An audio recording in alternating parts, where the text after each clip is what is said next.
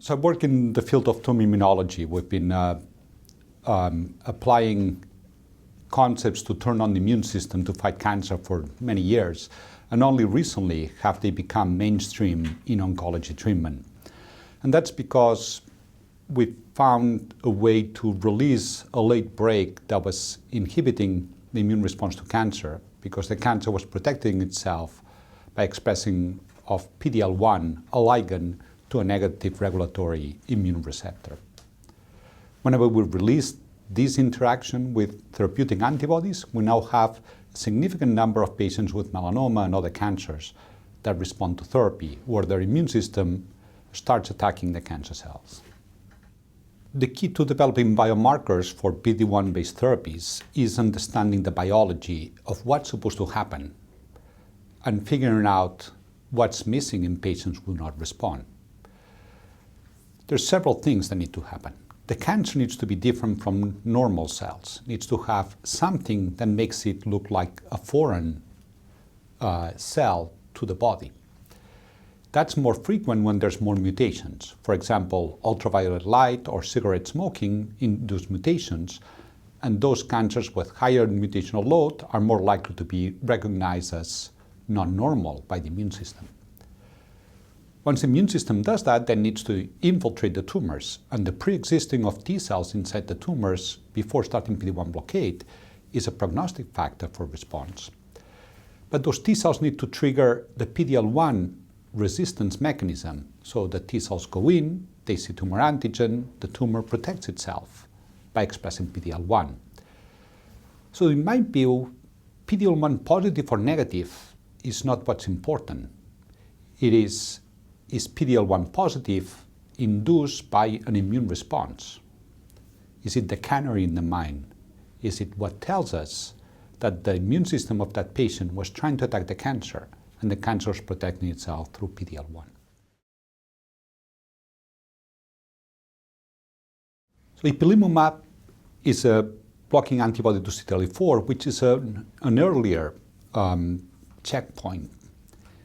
CTLA-4 is important when the T cells are being trained in the lymph nodes by dendritic cells to be able to be licensed to kill based on the antigen they're exposed. They require two signals, the antigen presentation and co-stimulation, but co-stimulation is hijacked by CTLA-4. So if we block CTLA-4, the T cells can have both signals. With that, then the immune system can go around the body and attack the cancer, but they can also attack many other places in the body. And that's why combinations with ipilimumab have higher frequency of toxicities, because the effect of releasing this brake is broader on an immune response, as opposed to the more targeted immune response induced by blocking PD-1, which is only relevant to the T cells that are in the tumor turned off by PD-L1. The field of PD-1 blockade therapy can be rationalized by the patients that have a pre-existing immune response that just needs to be released by blocking PD-1 to PD-L1 interactions. Those are higher mutational load, previously infiltrated PD-L1 positive tumors. In the rest, we need to bring T cells into tumors. They're not there, so they are not being turned off by PD-L1. But it's logical that if we induce an immune response, we'll have to turn off PD-L1, so that's why we need a combination. The combination of ipilimumab with PD-1 blocking antibodies can bring T cells into tumors and lead to increased frequency of responses in patients with melanoma and other cancers. The big drawback is that it also significantly increases autoimmune toxicities. Overall, in some patients' populations, it makes a lot of sense to do such a combination. But there's other combinations that are being developed. We can think about other immune-activating antibodies that will turn on the immune system, step on the gas, like OX40, CD137, CD40. We can think about inhibitors to other checkpoints, TIM3, TIGIT, LAG3, all of them already in clinical trials. Also thinking about changing the tumor microenvironment in a way that can be more permissive to the immune response.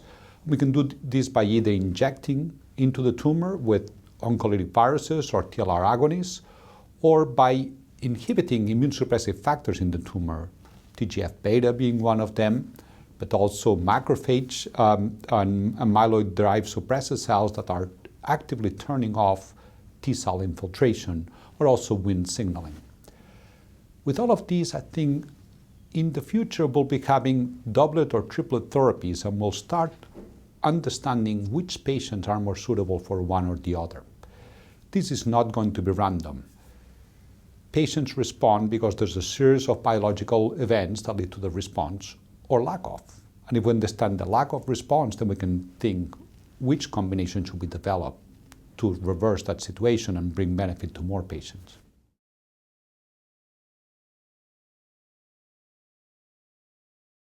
PD-1 blocking therapies are now being tested in the adjuvant setting. Ipilimumab has been approved for the adjuvant treatment of melanoma. In the adjuvant setting, we have a different situation. We had a cancer in place that's been taken out, and we have micrometastatic disease that may appear in the next months, years, or never. So the interaction between the cancer and the immune system may be different from a tumor that's growing progressively. It is possible that responses to PD-1 blockade therapy, for example, will be higher in more advanced disease than in the adjuvant setting. Because in more advanced disease, the immune system may be trying to do something about the cancer. In micrometastatic disease, it may not. We don't know. It should be tested. With the low frequency of toxicities and the potential benefit, it's obvious that it's being tested. I look forward to results of these studies.